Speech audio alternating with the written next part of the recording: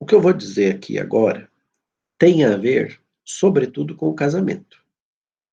Não necessariamente com a união estável, porque eu vou falar de formalidades de celebração do matrimônio. Entretanto, a gente consegue adaptar isso para as chamadas uniões estáveis registradas, quando as pessoas decidem elaborar e registrar para produzir efeitos perante terceiros os chamados contratos de convivência, né? Esta possibilidade leva à necessidade da gente pensar também as formalidades de constituição da união estável. Mas a minha análise vai se centrar basicamente na análise do casamento, tá? Por que isso? Porque o casamento é uma instituição ou um contrato, civilistas não chegam a um acordo com relação à qualificação do casamento, mas é um ato, seja qual for a sua realidade, que segue algumas formalidades.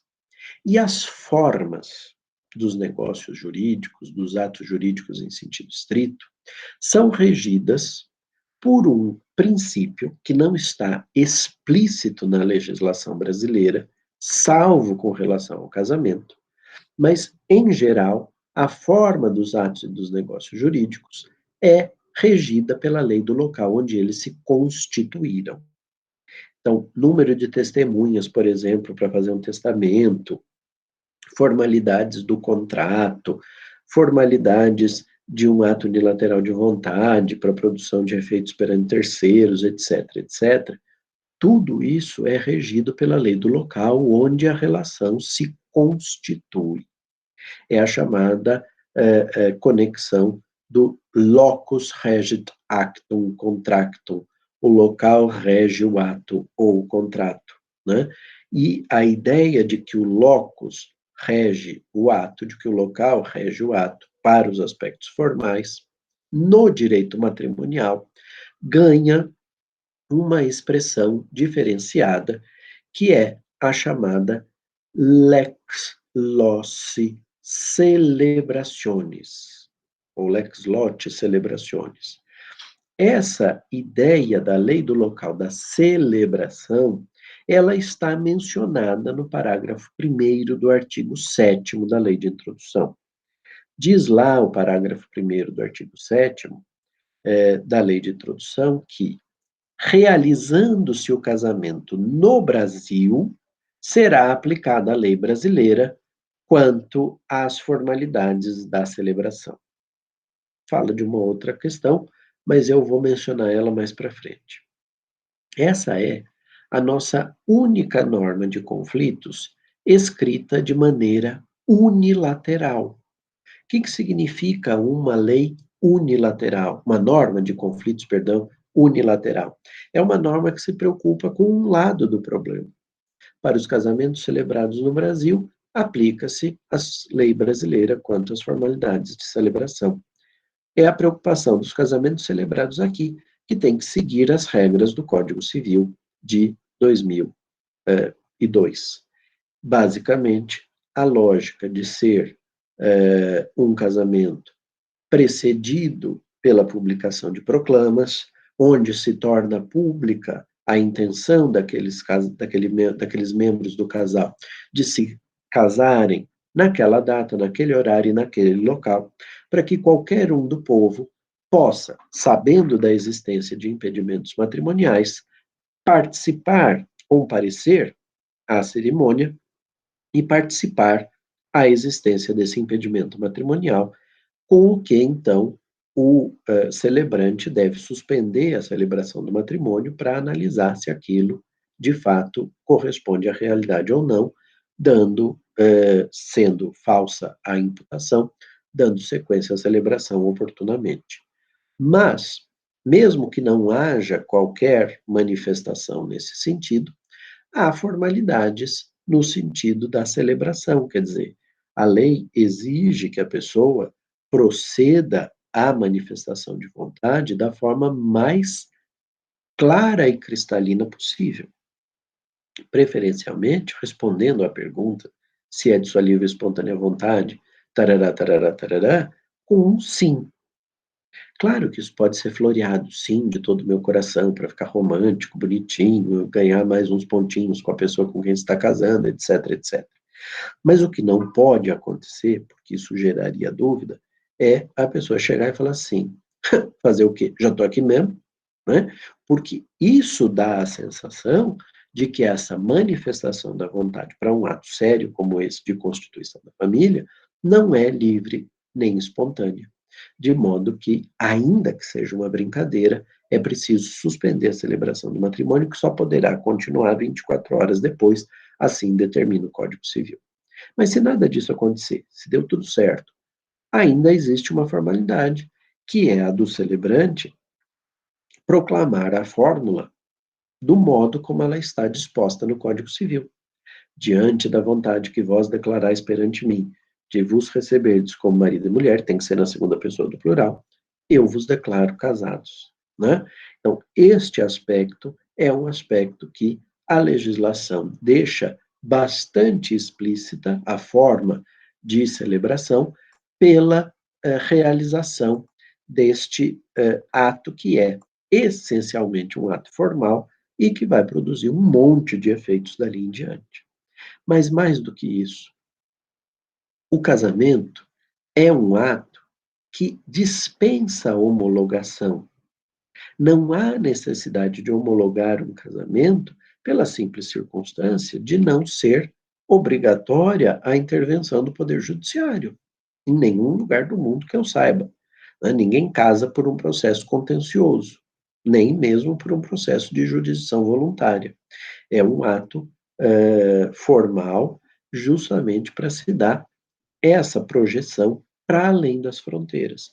Eu sou casado, não só no Brasil, onde eu me casei, mas em todo lugar do mundo. Já não é a mesma lógica com relação ao divórcio.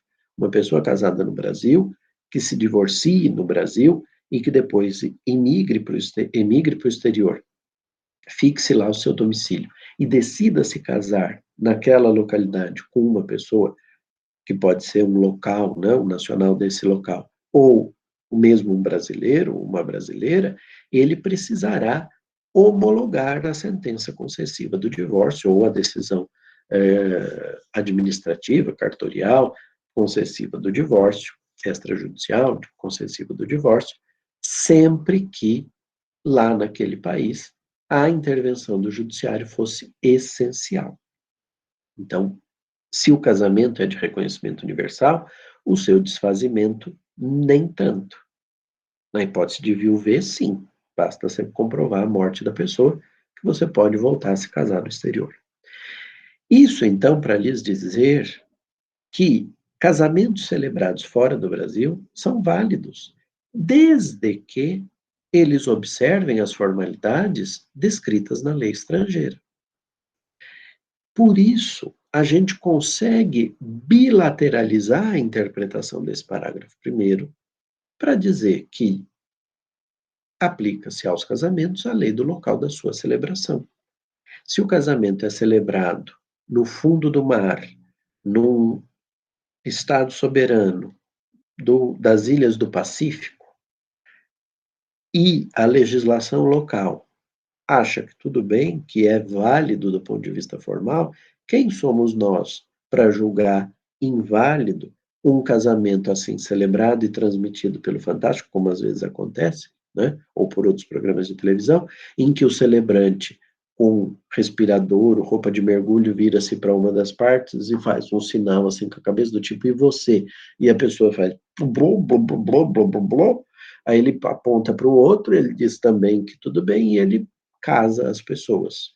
Ou casa com o pé na areia, numa cerimônia qualquer, sem as formalidades típicas da legislação brasileira. Esse casamento é válido? Se a lei local disser que é, será.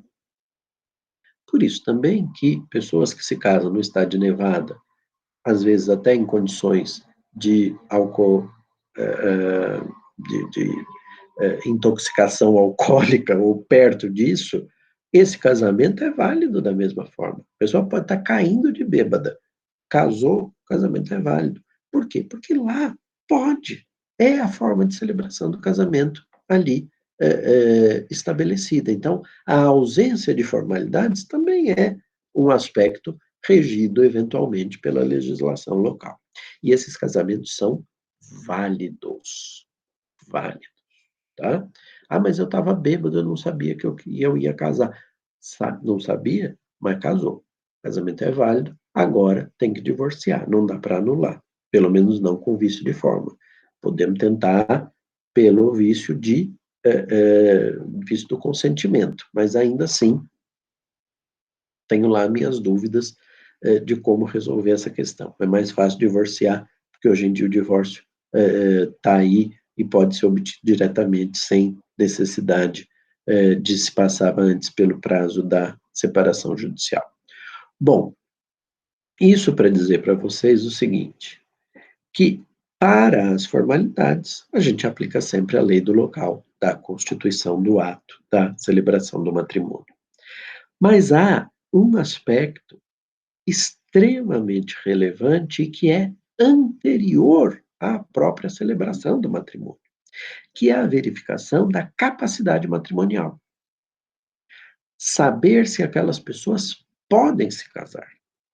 A lei brasileira traz as suas regras de impedimentos matrimoniais e traz outras regras das chamadas causas suspensivas. As causas suspensivas, elas não impedem a celebração do matrimônio, mas impõem um determinado regime de bens. Já as causas de impedimentos matrimoniais impedem a celebração do matrimônio. O que acontece? Eu tenho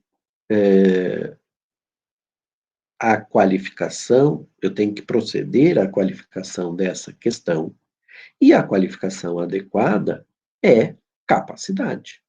Não a capacidade da parte geral do Código Civil, mas uma capacidade especial, uma capacidade própria, que é a capacidade matrimonial, e por isso, porque específica, regida em conjunto pelas regras da parte geral, mas eventualmente acrescidas ou diminuídas relativamente à capacidade como ela é descrita na parte especial do Código Civil.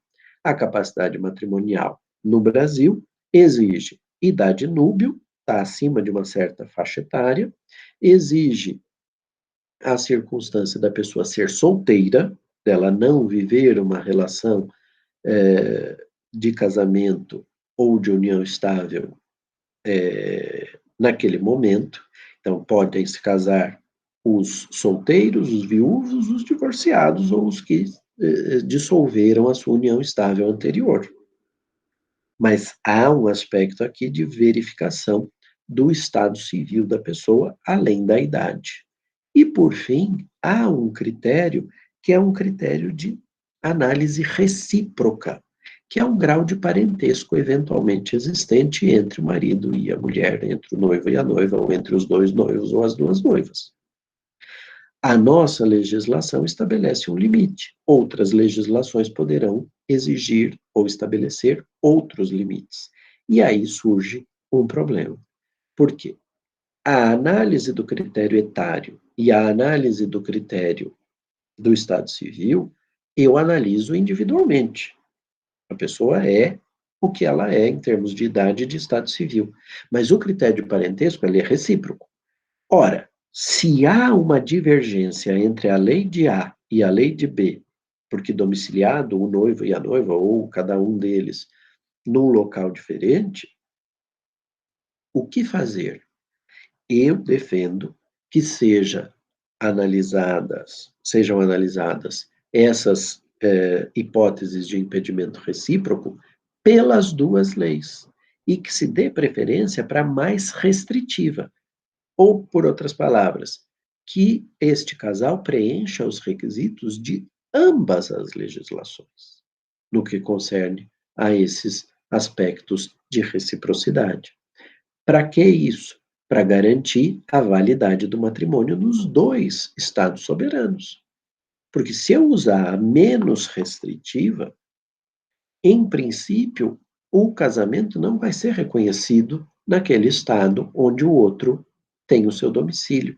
E isso pode colocar problemas sérios.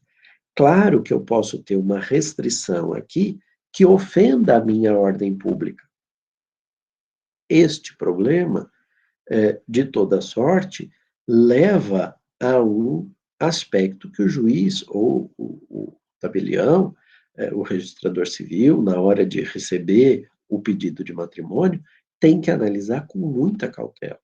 Por quê? Porque se eu procedo a um casamento hipervalorizando as hipóteses da lei brasileira e desconsiderando as hipóteses da lei estrangeira, eu posso oferecer a essas pessoas um vínculo, mas esse vínculo só ser válido no Brasil e não ser válido no exterior. Ah, professor, mas vamos imaginar uma hipótese que seja claramente discriminatória. Vamos imaginar aqui que na lei estrangeira proíba casamentos chamados interraciais, né? Pessoas com características fenotípicas distintas não poderiam se casar entre si. Isso é claramente ofensivo à nossa ordem pública. Posso afastar a lei estrangeira e casar essas pessoas que têm essas características fenotípicas distintas? Me parece que sim, mas também preciso avisar a eles que esse casamento muito provavelmente não vai ser reconhecido no estado de acolhida. Se essa família tiver a intenção de fixar o domicílio conjugal lá, vai ser um grande problema, né? Então precisa deixar as partes cientes desse aspecto. Sendo capacidade, então, nós vamos analisar isso de acordo com a lei do domicílio, né? É a definição da legislação brasileira, é a conexão estabelecida pela lei brasileira. Agora, o parágrafo 1º do artigo 7º, que eu li para vocês em parte, dizendo que realizando-se o casamento no Brasil será aplicada a lei brasileira quanto às formalidades de celebração, na verdade ele se refere também a um outro aspecto. Realizando-se o casamento no Brasil será aplicada a lei brasileira quanto aos impedimentos, dirimentes e as formalidades da celebração. Aqui eu preciso contar uma coisa para vocês. O Clóvis Bevilacqua, quando escreveu o Código Civil dele, de 1916, né, escreveu antes, mas quando ele foi sancionado em 1916, esse código teve, na sua tramitação no Congresso Nacional, um monte de dificuldades, né?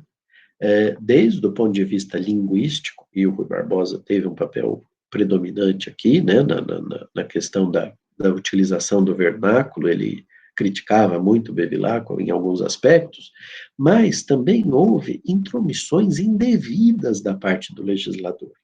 Por exemplo, o legislador disse, por que tem os prazos de prescrição na parte geral e os de decadência estão todos espalhados lá no curso do Código Civil, na parte especial, e como é hoje. Mas lá no Código de 16, pegaram todos os prazos e trouxeram e enfiaram tudo na parte geral. E você ficava numa dúvida se o prazo era de prescrição ou de decadência. Outro aspecto que fizeram mal foi misturar as causas suspensivas com os impedimentos, chamando tudo de impedimento matrimonial. Então, quem, como eu, estudou à luz do Código de 16, vai se lembrar, né, que o legislador brasileiro tratava tudo junto e, ao tratar tudo junto, ele exigia que nós separássemos o que era impedimento e o que era causa suspensiva, mas não se usava essa nomenclatura.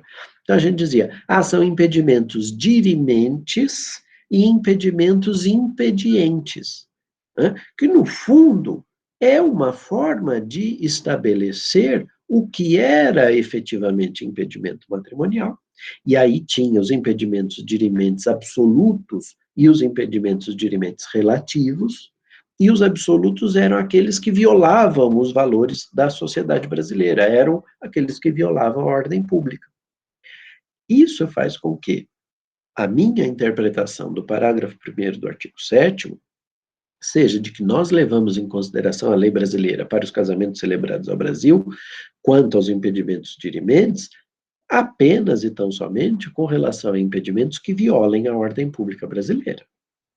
É essa a adaptação possível dessa disposição que foi escrita à luz do Código de 16 e dos desenvolvimentos doutrinários e jurisprudenciais para corrigir a burrice feita pelo legislador na aprovação do Código de 16, à realidade do Código 2002. Então, essa adaptação faz com que a gente diga ali, na verdade, que, atenção, senhor celebrante, você, ou quem vai autorizar a celebração, você tem que se atentar que alguns impedimentos são de ordem pública.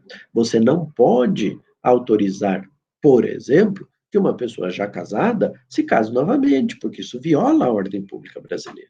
Então, vamos imaginar que estou eu ali no guichê, no cartório, recebendo os pedidos de matrimônio, e chega um casal formado por uma jovem brasileira domiciliada no Brasil e um jovem jordaniano domiciliado na Jordânia.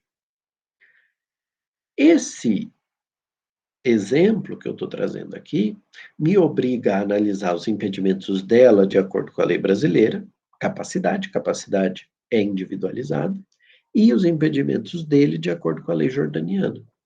Verifico do ponto de vista da lei brasileira, ela está acima da idade núbil, ela é solteira e ela não tem nenhum grau de parentesco com o marido. Vamos dizer nenhum mesmo, para não ter esse problema com relação à lei local.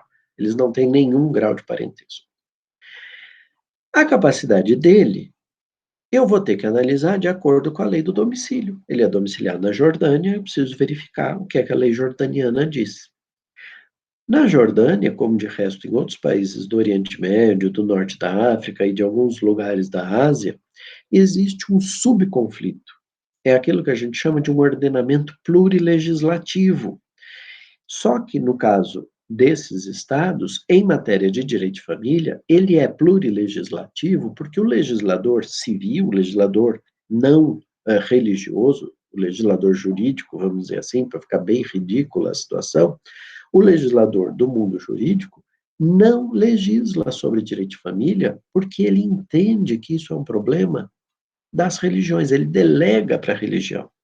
Então, se ele for católico apostólico romano, eu tenho que analisar a capacidade matrimonial dele de acordo com a lei do direito, aliás, do direito canônico, com as normas do direito canônico. É o Código Canônico em vigor, que foi baixado pelo Papa João Paulo II. Nem o Bento XVI, nem o Francisco baixaram códigos canônicos. O último é do Papa João Paulo II. Tem que verificar ali. Se ele puder casar, vou casar. Se ele não puder casar, não posso celebrar esse matrimônio. Se ele for de origem judaica, eu vou ter que analisar isso de acordo com a Torá. Se ele for de origem muçulmana, eu vou ter que analisar isso de acordo com a Sharia, que é o capítulo do Alcorão que cuida das relações familiares. E aí, para complicar o meu exemplo, é óbvio que ele vai ser muçulmano. E ele vai ser um muçulmano já casado uma vez. O Alcorão diz que todo homem pode tomar para si até um certo número de esposas, independentemente de qualquer coisa. E a partir desse número, ele precisa começar a mostrar que ele tem condições econômicas de sustentá-las a todas. Por isso que os haréns acabam sendo, vamos dizer assim, uma exclusividade de pessoas que têm muito dinheiro. Este aspecto é um aspecto relevante para nós, por quê? Eu teria que perguntar para ele, o senhor já é casado?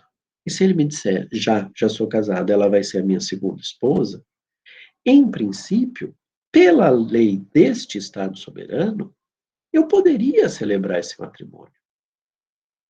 Essa lei diz que pode, mas isso viola a ordem pública brasileira, que não admite casamentos concomitantes de solteiros. Perdão, de pessoas casadas.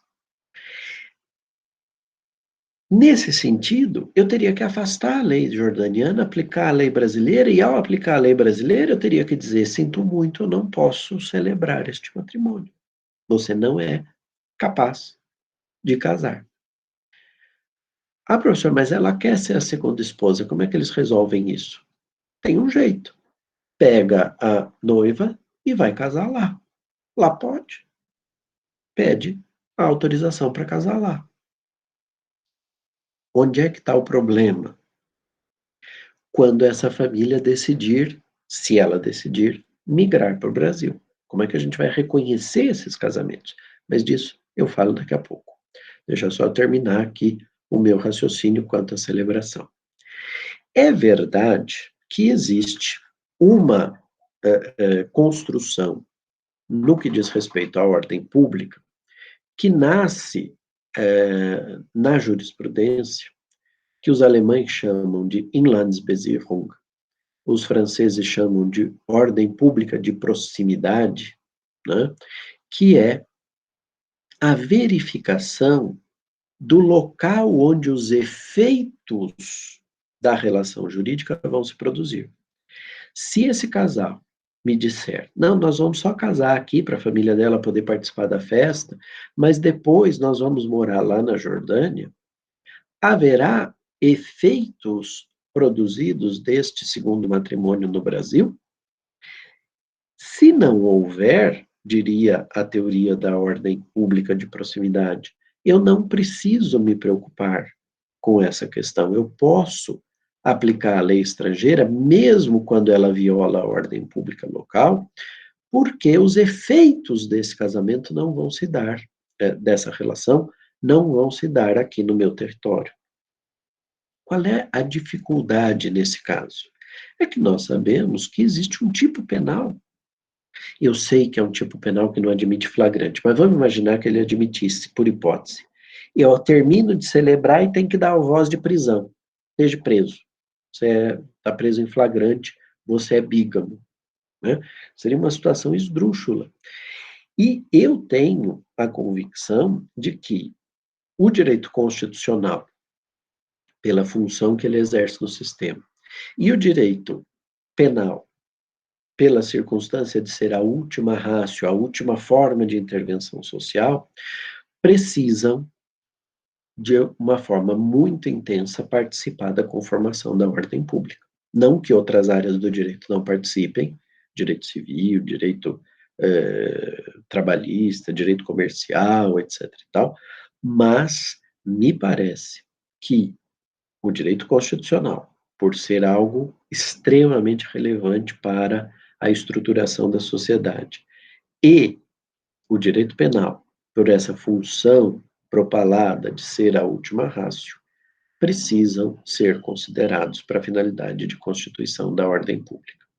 Nesse sentido, então, não satisfeito com a existência de uma regra civil que diz não podem se casar as pessoas casadas, não satisfeito com uma regra administrativa que pode punir o tabelião, o registrador civil que habilitar para o casamento uma pessoa já casada, inclusive com a perda da delegação da função pública que eles exercem, o nosso legislador ainda decidiu estabelecer um crime que é o crime de bigamia. Aí você pode me dizer, professor, mas vamos lá, a jurisprudência reconhece a possibilidade de uma união estável, concomitante com um casamento desfeito em união de fato, e diz que isso pode acontecer. É verdade, mas os dois não se mantêm ao mesmo tempo. Um só existe formalmente, porque não puseram fim. O outro só existe de fato, justamente porque não podiam casar, porque aquele casamento impede a celebração do matrimônio. Mas não existe a concomitância da manutenção dessas relações. Mas, professor, e as chamadas uniões poliafetivas, ou o chamado poliamor, como é que faz? Bom, nós tivemos diversas circunstâncias em que cartórios de notas fizeram o registro de declaração de poliamor, né, para resguardar interesses das partes. Isso foi objeto de uma análise pelo Conselho Nacional de Justiça, o CNJ, e eles decidiram, com base na ideia de que a atividade registrária é uma atividade, enfim, não só a registrária, mas também a de notas, é uma atividade extremamente vinculada às possibilidades legais, eles decidiram que não era mais possível o registro de uniões de poliamor. Essa situação é uma situação muito, muito sensível, me parece, Tanto é verdade que os ministros do STJ e do STF que estavam no julgamento deixaram, alguns deles, consignado que estavam votando dessa forma por se tratar de uma questão é, de serventia extrajudicial. E não porque, no mérito, entendessem que era descabida a possibilidade. Atenção, eu costumo sempre dizer o seguinte: não existe uma lei que obrigue cada um de nós a sermos homossexuais. Por isso, também não me parece adequado que exista uma legislação que obrigue a sermos todos obrigatoriamente heterossexuais para termos os nossos direitos resguardados pelo ordenamento jurídico.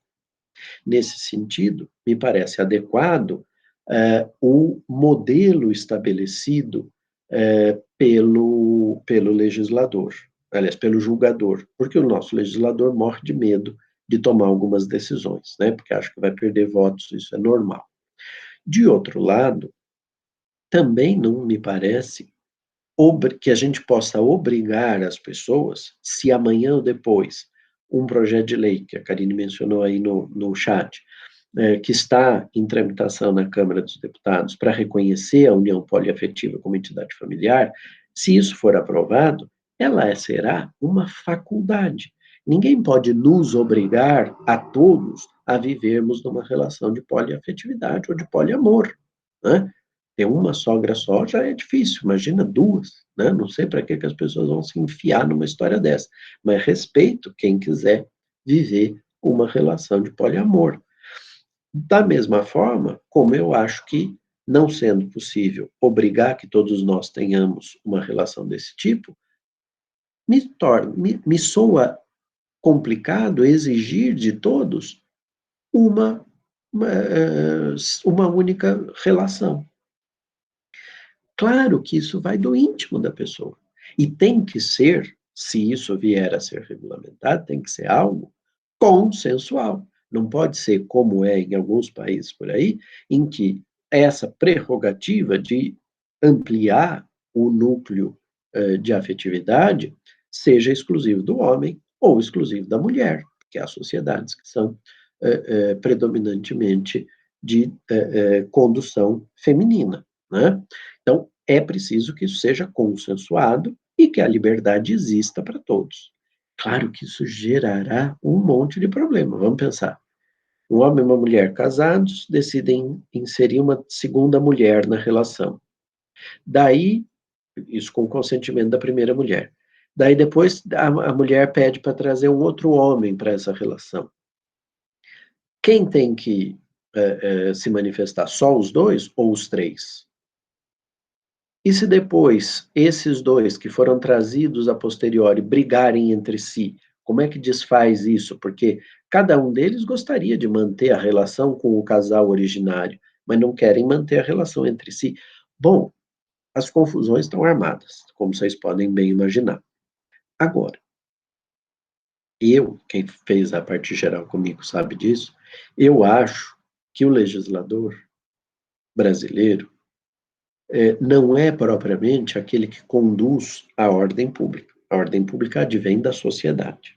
É ela que acaba reconhecendo as coisas como sendo favoráveis ou contrárias à ordem pública, e eu acho que a sociedade brasileira, durante muito tempo, foi muito influenciada pelos autores de telenovela.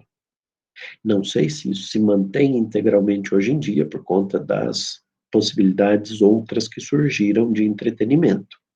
Mas a gente tem que reconhecer que o divórcio deve muito a Malu Mulher, que a união estável deve muito a Roque Santeiro, o relacionamento entre o Senhorzinho Malta e a Viúva Porcina, e o reconhecimento das uniões de pessoas do mesmo sexo deve muito a várias novelas, e eu queria citar aqui só três: Torre de Babel, quando se precisou explodir o shopping para matar as personagens da Silvia Pfeiffer e da Cristiane Torlone, porque se insinuava que elas viviam uma união homoafetiva, e aí os autores decidiram matar as personagens. A próxima vítima, em que o Sandrinho e o Jefferson, não lembro o nome dos atores, apanhavam às vezes aqui em São Paulo, no Bexiga, depois das gravações, porque achavam que eles eram um casal homo. e culminou com o beijo do Félix e do Carneirinho, numa novela do Manuel Carlos, cujo nome eu não me lembro. Da mesma forma, as relações poliafetivas vêm sendo trabalhadas em telenovela. Para quem é antigo como eu, vai se lembrar do Cacheiro Viajante, em que o Neila Torraca vivia o seu quequé, né? E ele tinha 3 esposas, 3 mulheres em cidades diferentes, inclusive com nomes diferentes. Vai se lembrar, vocês agora já começam a conseguir se lembrar, de Cordel Encantado, em que tinha um personagem de origem muçulmana que tinha 3 esposas em cada uma das regiões do reino e também usava nomes diferentes em cada uma delas. Mas, sobretudo, Avenida Brasil, em que o personagem do Alexandre Borges era casado com, ou vivia união estável, pouco importa, com a Carolina Ferraz, com a Débora Bloch e com a Camila Morgado. Numa das famílias ele era chamado Carlos Eduardo, na outra Cadu, na outra Cadinho. Né? O enredo dessas 3 novelas foi sempre o mesmo. No começo ninguém sabe de nada, no meio da novela todo mundo descobre, e no fim está todo mundo vivendo debaixo do mesmo teto, como se nada tivesse acontecendo. Então, pode ser que nós passemos a conviver. E aí a ideia dessa incapacidade matrimonial por a pessoa já ser casada à luz do direito estrangeiro que permite um segundo casamento, um terceiro casamento, pode mudar. De toda sorte, como eu disse, há um problema aqui com relação ao deslocamento de um núcleo familiar já casado. Se vocês lembrarem do Clone, né, que eu adoro a Glória Pérez, ela me dá um manancial de exemplos maravilhosos, com as novelas dela, Caminho das Índias, O Clone, Salve Jorge, América, que se passam sempre com núcleos grandes no exterior, os exemplos de internacional privado são maravilhosos. No Clone, chega uma hora em que a Nazira inferniza tanto a vida do Said, que ele decide tomar uma segunda esposa, a Rania, e traz a Rania para o núcleo familiar, ainda lá no Marrocos, para conviver com a Jade, que era a primeira esposa. Só que há um momento em que o Said vem viver no Rio de Janeiro com as mulheres. Nesses casos, que certamente atingem inúmeros migrantes de origem muçulmana, que vêm casados de extrema boa-fé, porque a legislação deles admitia esse tipo de casamento, é cultural. Essas pessoas chegam aqui e nós dizemos para elas: o primeiro casamento é válido, os outros são inválidos. São inválidos, mas, como vocês estão de boa fé, eu posso reconhecer como casamento putativo. O que é o casamento putativo no direito material brasileiro? É reconhecer a invalidade, mas admitir a produção dos efeitos. Quer dizer, é um casamento que existe, é inválido, mas é eficaz. Então, eu pulo o plano da validade e vou direto para o plano da eficácia. Ora, produzir efeitos no Brasil desse casamento e ordem pública me parecem incompatíveis. Pelo seguinte, o que eu disse sobre a ordem pública de proximidade? Que eu deveria admitir a aplicação da lei estrangeira se os efeitos por ela determinados não se realizassem no Brasil. Aqui o que há é o inverso. É a transferência de um casamento já celebrado lá no exterior para cá, um reconhecimento da sua nulidade e a definição do seu reconhecimento como um casamento putativo para resguardar os interesses das partes que estavam de boa-fé. Por outras palavras, para resguardar os efeitos. Será que no segundo nível de incidência do princípio da ordem pública, eu não posso admitir a produção de efeitos, mas no terceiro nível eu posso? Não, não posso, tanto que eu disse, o casamento é nulo. Ah, mas ele é nulo, mas a gente reconhece os efeitos porque as partes estão de boa fé. Bom, se está reconhecendo os efeitos, eu pergunto, e essa é a pergunta central. Por que então dizer que é nulo? Por que dizer que é nulo? Me parece um contrassenso, tá? Então, queria trazer essa questão para reflexão, Não tenho uma resposta perfeita e acabada. Estou pensando ainda sobre essa questão, já há algum tempo, mas em breve pretendo escrever sobre esse assunto. Agora, me parece que há um contrassenso aqui, que precisa ser analisado do ponto de vista dogmático. Tá bom?